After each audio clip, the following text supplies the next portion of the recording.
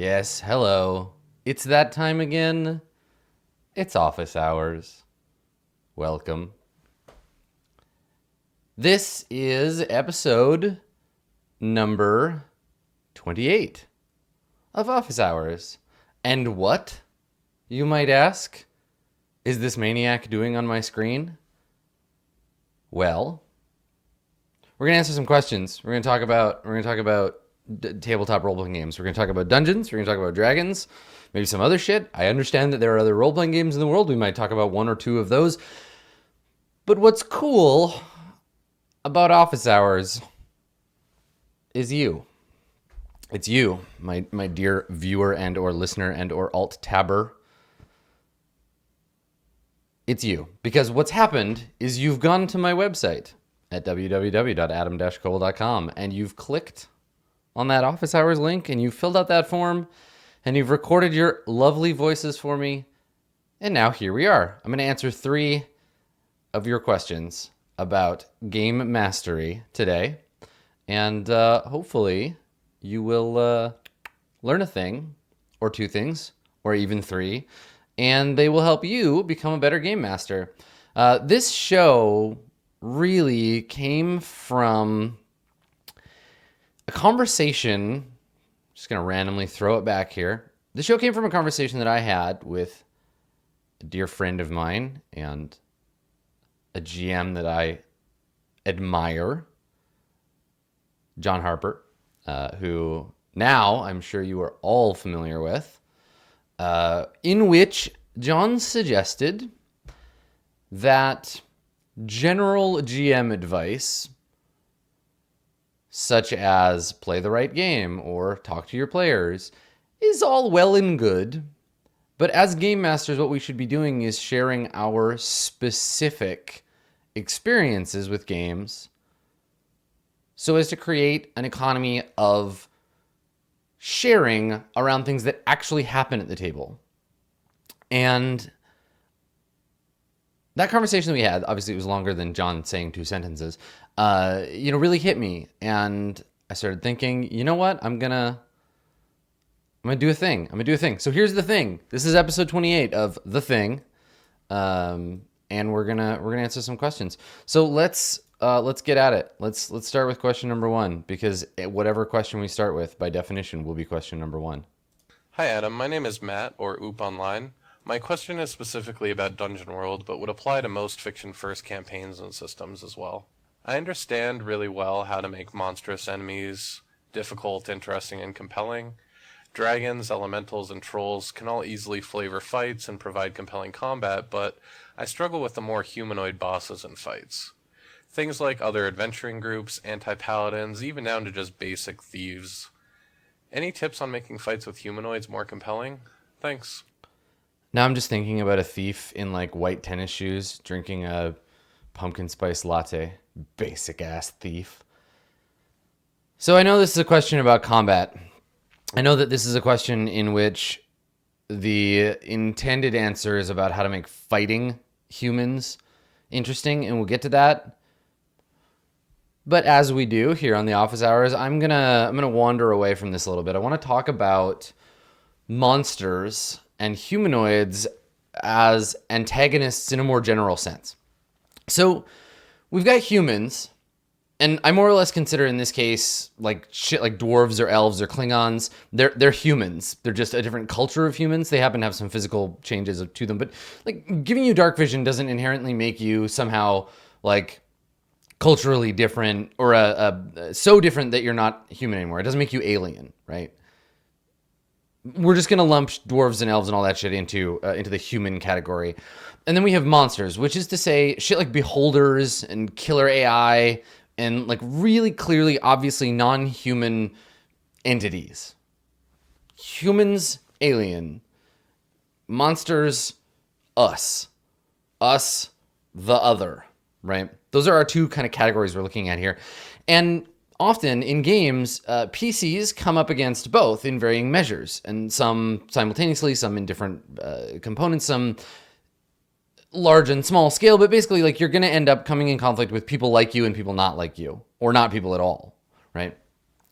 And a lot of the time, non-humans are actually just like a metaphor or a stand-in for some specific aspect of the human condition or struggle, or they're there to represent some other fear that we as humans come to grips with. Because role-playing games and fantasy and sci-fi are written by humans, and as such, the human experience is everywhere in those things. We can't escape it. We can't truly understand the alien, the other, without seeing it through a lens of humanity. So when we, as game masters, create antagonists, we're given things like, say, a monster manual or whatever, the rules for creating antagonism in the game. We're given a palette to work with. And often, shit like species is the first and brightest color on that palette, right? Like, I need a monster. I need a bad thing to confront my players with. So the bad thing, let's use the brightest version of that, right? Let's use a dragon. Let's use a beholder. Let's use a mind flayer or whatever. And, fantasy and sci-fi do this in pretty considerable measure both, but I would say that fantasy is sort of the most obvious about it because there's not a lot of space dragons out there. And honestly, sci-fi tends to be more grounded in the experience of humanity's present. It's answering and asking questions about the now, whereas fantasy doesn't necessarily do that as often. Fantasy tends to wander off and get confused. So, like, when we want the PCs to come up against something that feels immediately threatening and other, it's easiest to say, here's a troll, here's a storm giant, here's an undead beholder wizard thing, because we know upon looking at an undead beholder wizard thing, it's probably not going to be our friend. We immediately get a sense that it is not like us. And in Dungeons and Dragons, and to go back to your question, Matt, Dungeon World by association, the threat of the other, the threat of otherness, is embodied in monstrous enemies, right? We fight the undead because they are a metaphor for our own mortality, not just because they're cool Skeletors with axes and junk. Like, that's a part of it. Aesthetics is a part of that entry into the sort of lexicon of our narrative of adversity. But really, we fight them, and the undead are scary because bones shouldn't be walking around on their own because they're human bones, and human bones live in bodies and should be dead when humans are dead, right? It's easy to do. It's easy to use monsters as a metaphor or whatever because it's so on the nose. It's simple. Sometimes what we'll do is create real world conflict or antagonism and hide it under a often very thin layer of fantasy.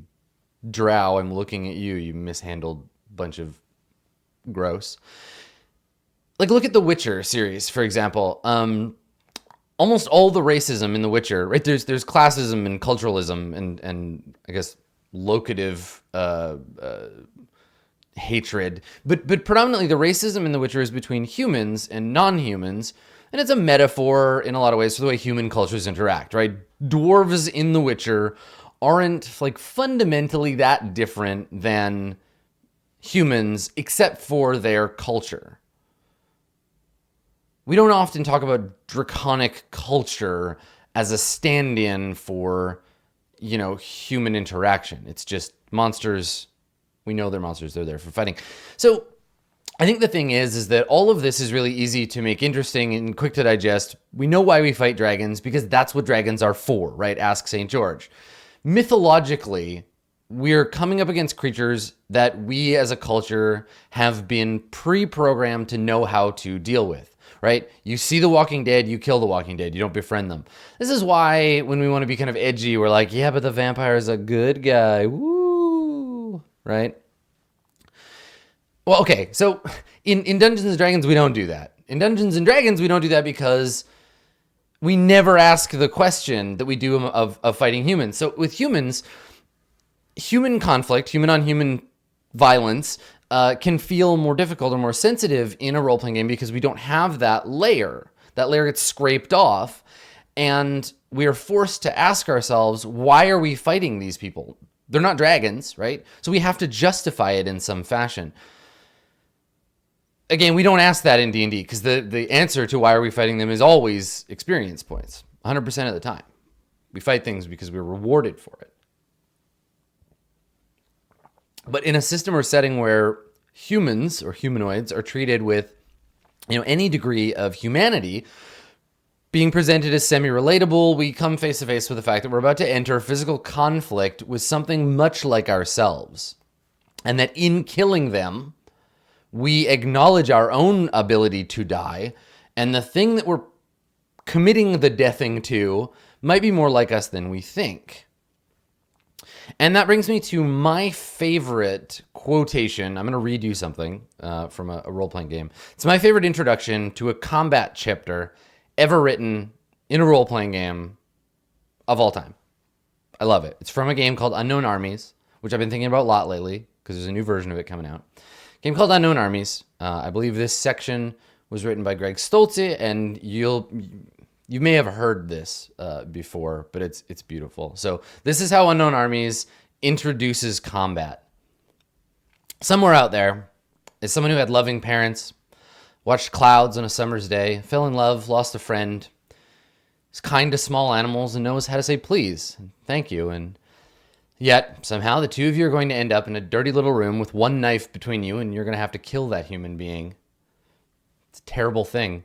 Not just because he's going to come to the same realization and wants to survive just as much as you do, meaning he's going to try and puncture your internal organs to set off a cascading trauma effect that ends with you voiding your bowels, dying alone, and removed from everything you've ever loved. No, it's a terrible thing because somewhere along the way you could have made a different choice. You could have avoided that knife, that room, and maybe found some common ground between the two of you, or at least you could have divvied up some turf and left each other alone. That would have been a lot smarter, wouldn't it?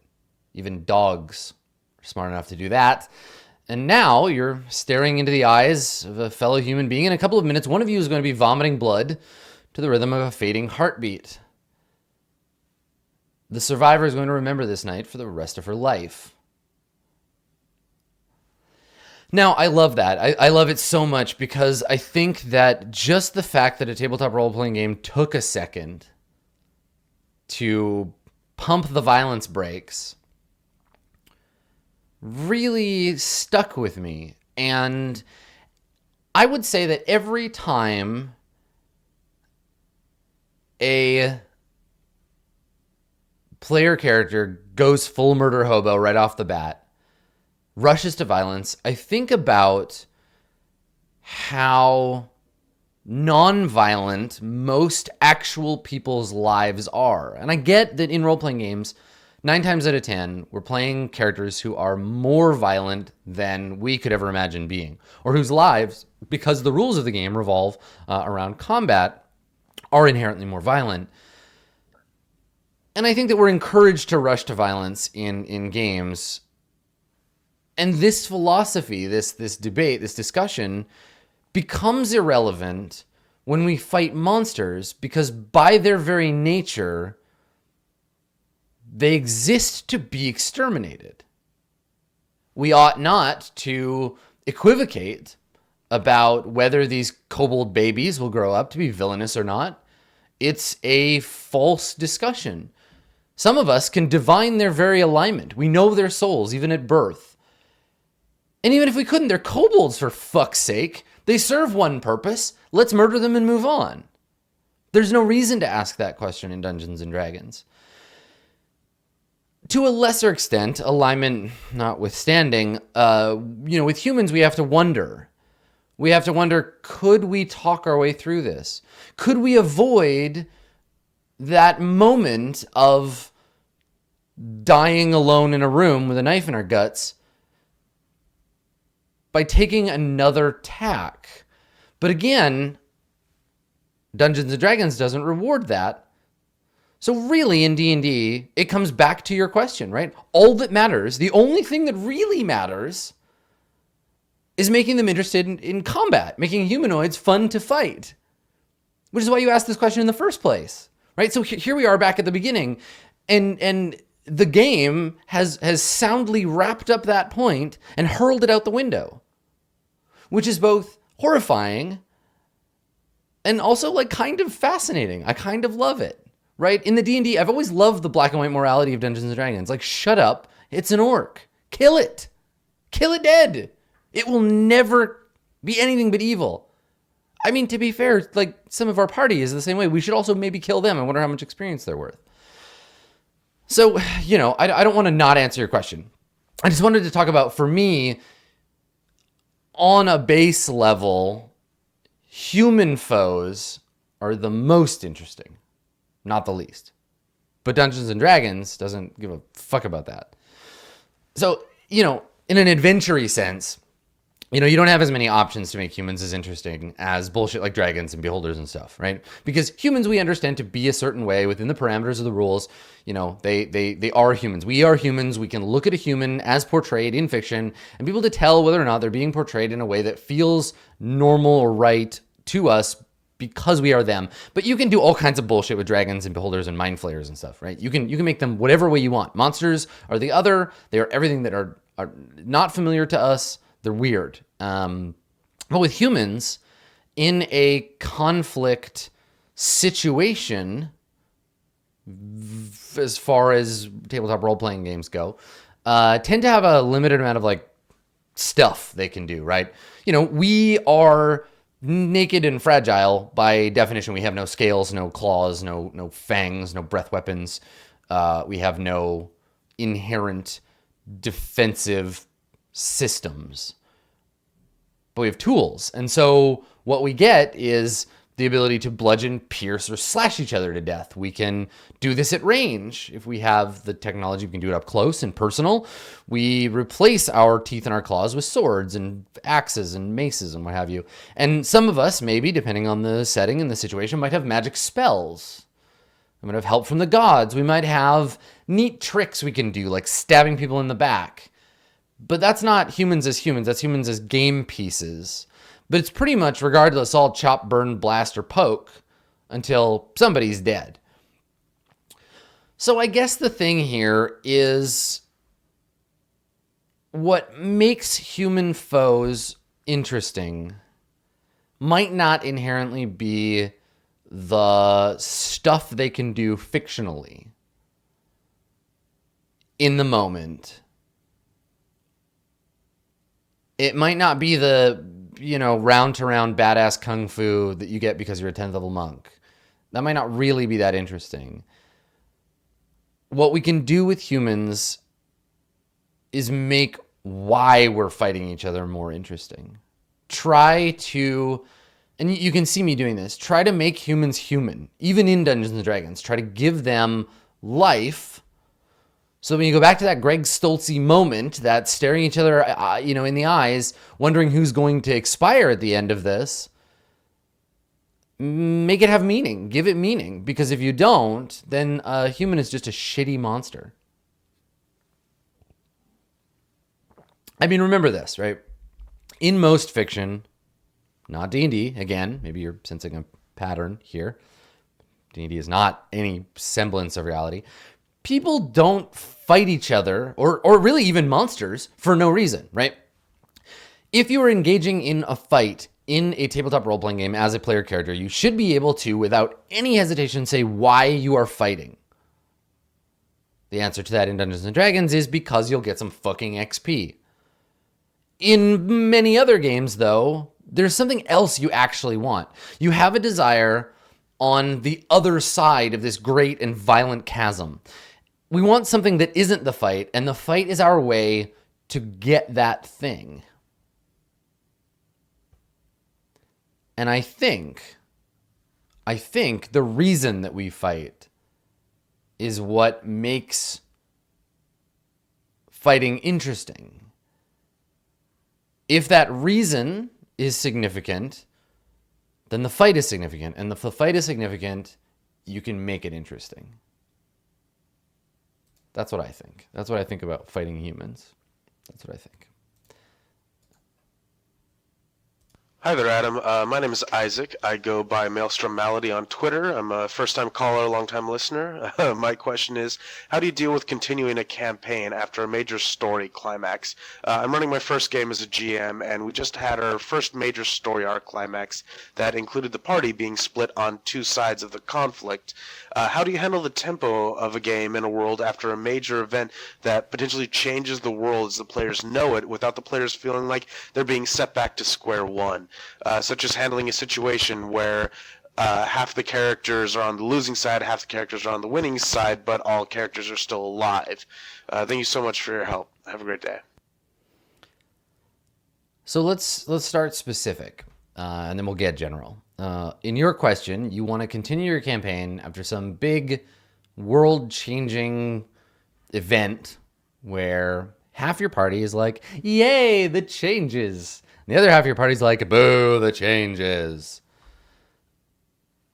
So that's really hard because basically what you're doing is saying that the original premise of the campaign, which I assume had something to do with, will there be the changes, is now over. It's invalid. It's done. You're finished. You did it. Your campaign is complete. The characters crafted for the purpose of exploring and crafted by that premise, they're changed. They're done. This is what Burning Wheel calls the situation. And with a new situation comes new characters. Characters are made for the situation. In a shorter game, or a game where you're feeling like settled at the end of one of these kinds of things, I'd say that's probably it for your campaign. I mean, I think you're done. Whether you carry on from here or not, it might actually be smartest to think of this as an end, if not the end, because you're in a position now where, in my opinion, which is what you're here to listen to, in my opinion, you're in a position now where it might be untenable to just carry on. You now have two separate campaigns sitting before you. And what I think I would probably do, here's specifically what I would do, were I you in that situation. I'd find a way to fairly choose a side. You let the players pick, you have a conversation about it, you roll a die, I don't care what. And you follow that side post-climax. So you see what happened to the winners for a little while, right? We wander around with them and establish a new status quo. Show yourselves this new world that you won by cataclysmic change. Play a handful of sessions. I don't know, maybe 3 or 4 or 10. Depends on your game and the tempo, as you put it. It depends on what you are playing and how you're playing it and whatever. But play some time. Give it some space. Run around in there.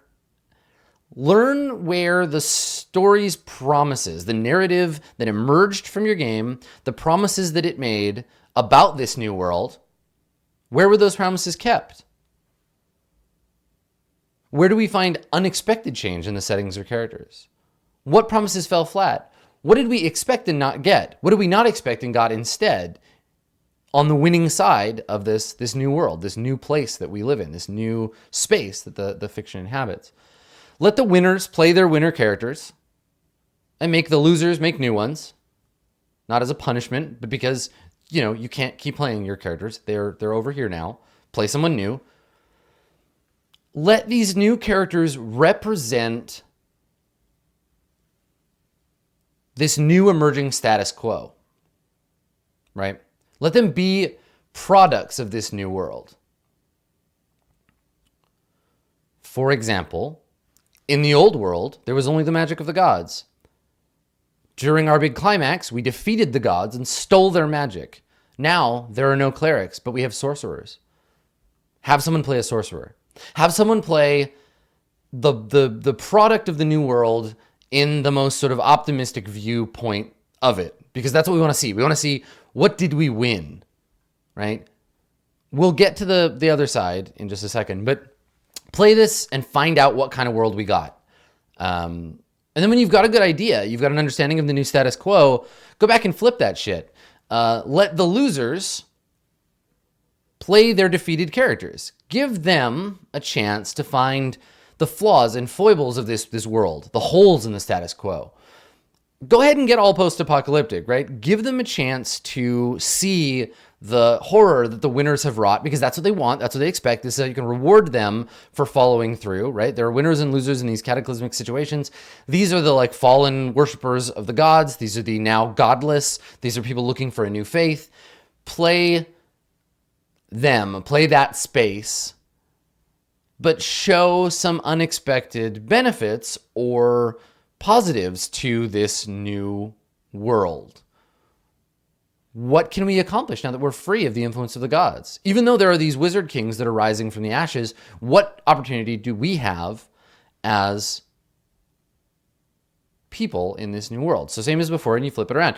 I mean, it's going to take a bit of work because like neither group is allowed to have the immediate mandate of fuck this, let's go fight each other, right? You can't just be like, we lost, we're going to go find the other PCs and we're going to fight them, because if that's what your groups really want, you're not done. That was not the climax. If you've had this big moment and they're split on either side and all they really want to do as a party is fight each other, let them, right? You've got your post-change brawl ready to go. Your party wants PvP. Let them have it. You should wash your hands of the whole situation and let them fight, because that's what they want. It's fine. I'm assuming that's not what they're after, though. I'm assuming they want to continue in these divergent pathways now. And you've got an opportunity to kind of split up and explore a little. And to me, as a fan of emergent world building, that sounds fucking awesome. That sounds really cool. It sounds like you've got a great opportunity ahead of you. The thing is, and I've talked about this before, I've talked about this lots. Narratives, whether they emerge from comics or novels or movies or role-playing games, tend to come and go in arcs because that's what we expect. We expect to have narrative flow in our tabletop role-playing games. But in a role-playing game, we don't get to pre-plan these arcs. So a big climax can come up suddenly when we don't expect it. Or we can aim for that big ending and miss the mark. It can come too early or too late. I mean, even so, we can see these big moments as they happen. And I think that it's easy to recognize, especially with any sort of retrospect, where the climactic stuff occurred, where the changes are after the fact. So let's take big change in the game as an opportunity to do something new. Explore the setting in a new way, set aside our familiar faces and conflicts, and be some different people. I mean, fuck it, switch GMs. Go crazy. It doesn't even matter. Just play in the same world. And again, I'm going to bring it back to Burning Wheel because I think that the Burning Wheel crew, I don't know that this is a thing about Burning Wheel inherently, but if you follow the people that made Burning Wheel, Luke and Tor and Dro and Topi and all them, if you follow them, you know that they play more or less every campaign in the same world. They jump around in time, they jump around in location, but like they've been playing in the same space for a really long time. And as a result, they've created a world that for their group, large or small, people come and go, that feels really real, and there's lots of space to explore. And you can do that too. This is the kind of opportunity that you have to do that. And you don't have to play Burning Wheel to do this. I'm just saying they're as a group is a good example of people who do that. You can do this with Dungeons and Dragons, you can do it with Dungeon World, you can do it with Shadowrun. I mean, hell, most people do it with Shadowrun. It's built into some games like Apocalypse World or Blades in the Dark. There's a space that you can wander around in. Anyway, the point being here is that if you take some time to wander around, when you return to the immediacy of the moment, when you come back to the fallout of that climactic situation, you got some perspective. You've percolated on the ideas that at the moment felt so feverish and immediate. And I don't know. I mean, I'm a big fan personally of weird narrative stuff like flashbacks and time skips and just having an excuse to muck around in the setting. I love that shit. So when the narrative, emergent as it is, hands you the opportunity to do that, I say you go for it. I think it's really cool to be able to do that. So, I mean, play your game, follow your personal and group desires, but try to do something different for a few minutes, for a hot minute. Just do a different thing. That's my thought on the matter. Hey Adam, my name's Chase and I'm running a 5th edition campaign for some people that are new to D&D, and I was curious, how do I prompt the characters to change?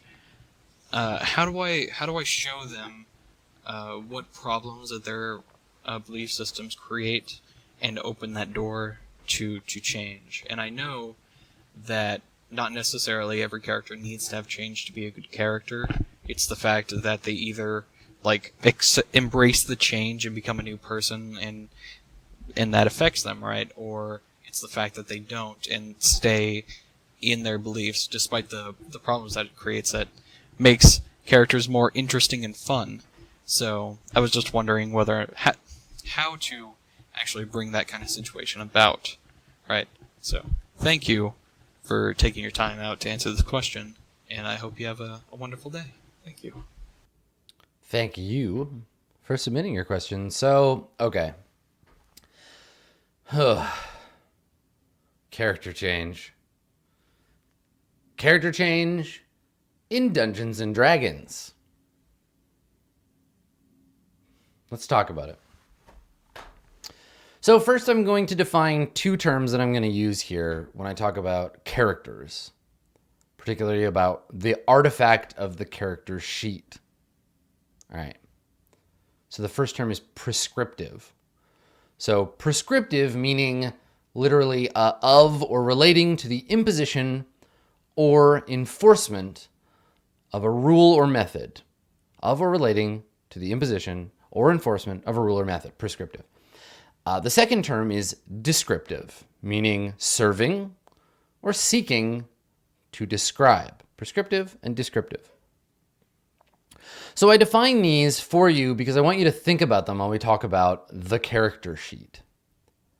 So, a character in and of itself, which is to say, without being performed by a player, something like a costume unworn on a rack, is defined entirely by its character sheet.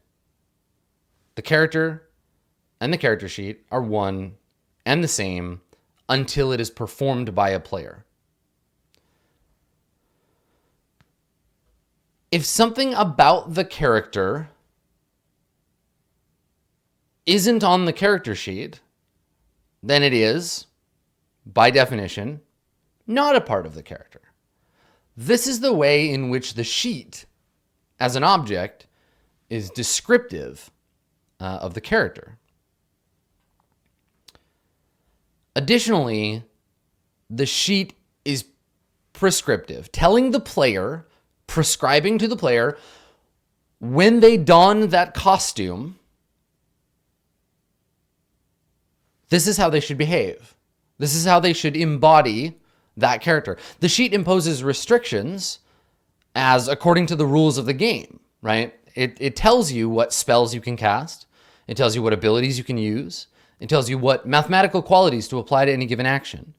The character sheet, in that way, is a list of behavioral allowances for the player when performing the character that, I guess, the point is to align the prescriptive and the descriptive together. So that way, the object, the sheet, describes what the character is like, and the prescriptive aspects through the rules tells the player how to portray that character in alignment with the description that the sheet gives. So, obviously the descriptive guidelines, in addition to the prescriptive nature of the character sheet, are added to this third thing, the performative element of play, and those things together become the character, right? Character sheet is not the character, in the same way that a person pretending to be the character isn't solely the character. And I say all of this because character change, can come from that performative element exclusively if we like. This is the whole, my character is reacting to a fictional thing that occurred in play, and as such, I'm changing my performance of them. Now, the sheet hasn't changed, right? In Dungeons and Dragons, if your character goes from liking orcs to hating orcs, the sheet doesn't change. If you were to doff that character, give the sheet to another player, they wouldn't know that the character doesn't like orcs. They wouldn't know the character has like a funny Irish accent.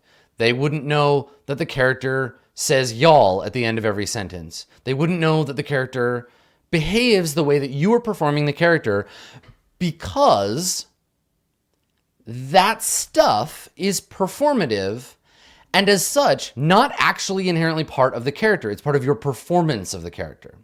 And I bring all that up because in Dungeons and Dragons, almost all, not all, but almost all of the role-playing in that game is performative.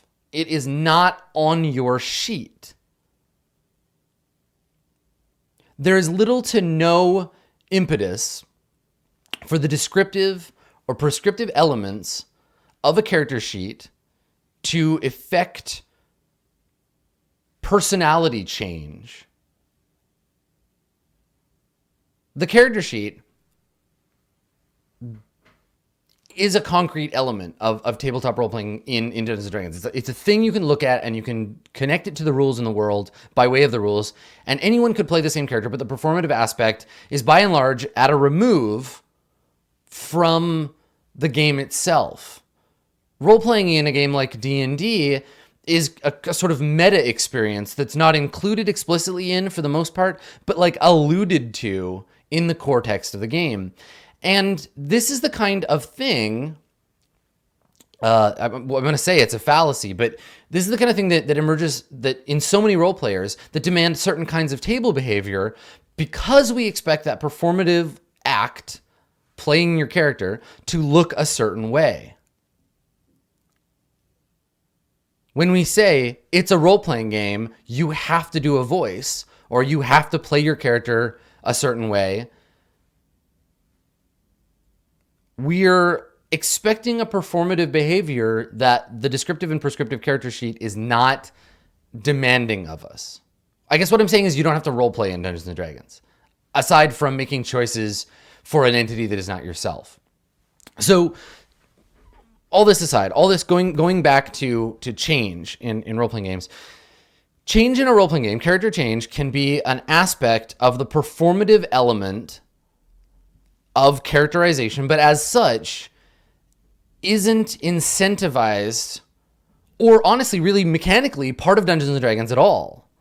So someone whose character change is purely mechanical, say leveling, for example, using new spells and ability, but who never changes performatively, isn't a person who is breaking or violating any rule, right? They're still playing Dungeons & Dragons by the rules of the game, even if they are identical performatively at level 1 as they are at level 20, right?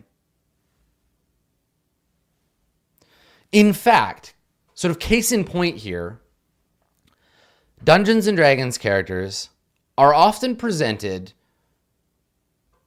with a situation in which they are unable to change. Even if they want to, even if fictionally they should, even if it makes the most sense for them to change.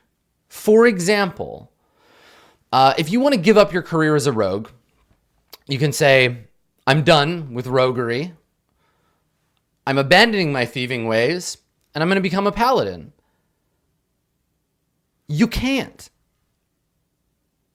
You have no recourse to abandon your life of crime. In Dungeons & Dragons, We must always go forward. We must always go upward. And we must always do so at a rate of growth the mechanisms of the game demand. Now, obviously, there are circumstances in which this is not true, right? House rules might allow you to abandon class levels in exchange for others. I'm thinking predominantly here of the first 5 levels of a character in the Adventurers League in 5th edition Dungeons & Dragons. But for the most part, as written, Dungeons & Dragons does not encourage lateral or backwards change. It's always forward. It's never giving up what you are. It's becoming more things, never less things, never different things in exchange for what you were, right? That kind of change is just not part of the game. A character in Dungeons & Dragons is who they are and cannot go but forward either in a straight line or in a multi-class branch. In a way, Dungeons & Dragons characters can only change in so much as they become more of what they already are or expand the definition of what they are, right? Like, I am a paladin. Now I am both a paladin and a rogue. Now I am a paladin, a rogue, and a wizard. I will never not be a rogue. I will never not be a paladin. Those things are inherently a part of who I am. Now, certainly you can, in some areas of your character, shift, right? I'm looking at alignment. But alignment, as a mechanic, as compared to the ecosystem of mechanisms in Dungeons & Dragons, is possibly the most egregiously vestigial element of the descriptive aspect of character I can think of in role-playing. Alignment at this point has withered and become so atrophied that it's almost meaningless. Prior to a recent campaign of Dungeons & Dragons, I went on Twitter and I said, if I were to take alignment out of Dungeons & Dragons completely, just hurl it into the trash, how would it impact the game mechanically? And universally, aside from a few edge cases, people said it wouldn't. And that's true, right? Vestigial. It's barely there. Can be ignored. So, if you desire significant change on what we would consider to be a sort of deep character level, outside of that climbing the power ladder, Dungeons & Dragons cannot help you, will not help you. You're going to be forced to engage your players purely at the performative level, and the more you do that, the more their character and their performance will deviate. The more they will come up against their inability to actually affect mechanical change for their characters outside of, I got more hit points.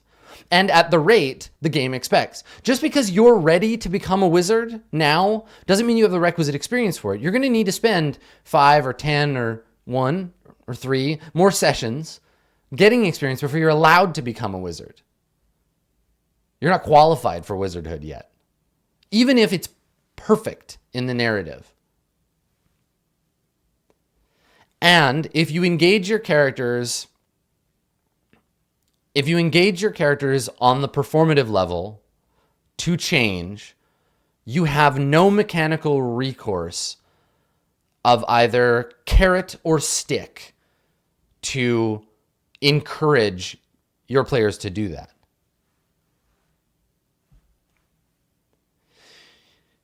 I mean, this is where you come up to that thing where if this is what you want, if you want lateral character change, you got to hack the game.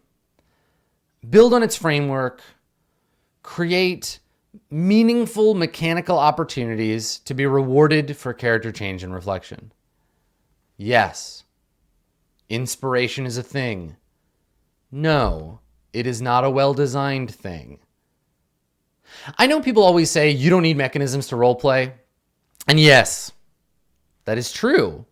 You don't need mechanisms to roleplay. We have been making up stories long before role-playing games existed. But we don't want to just tell a story. We want to play a game about telling stories. We want to play a game that creates fiction. If you don't want to play that game and you just want to tell people stories, you are in the wrong place, my friend. My suggestion here is you will not get what you want. Like you won't. You can't have that. Like the thing that it sounds like you want, you will not get that from Dungeons and Dragons. My suggestion here is to play a different game. Like play something different. Something that will do this. Something that will help you and your players make that occur. Otherwise, your only recourse here is to just say to your players, your characters are dull and static and boring. And they're boring me. And for the love of God, just do something about it. But you have no way to inspire or encourage them outside of just asking nicely, which sometimes that works. But that's not a GM talking. That please change this. That's not you being a GM. That's you being a person asking your friends for something to make the experience more fun, which is valid, right? It's valid, but there's no game there. There's just conversation. It's fascinating. I love this stuff. I love digging into the what is a character? What is a game? Where are the rules? How do they impact narrative? Like, this shit is fascinating to me. So thank you for asking that question. I hope whatever path that you end up taking, you and your players have a satisfying experience, whether it's mechanical or performative, prescriptive, descriptive, all of those things together. I hope the game that you play ends up helping you get that thing rather than fighting you, whatever it is. So that's it. That's today's episode. I wanted to take a minute at the end of this episode, just before we outro this shit. I have the very special both task and honor, burden and honor of being invited to playtest a friend's new role-playing game. You may know them, Andrew of Roll20 Presents, and of many other things now. Andrew of burgeoning internet fame. They are writing a Powered by the Apocalypse game that lies somewhere in the Apocalypse World Monster Heart space about magical girls. So, Revolutionary Girl, Utena, Sailor Moon, Madoka, all that good shit. So they're writing this game, and they've asked me and some people that I am interested in and think are great to playtest with them.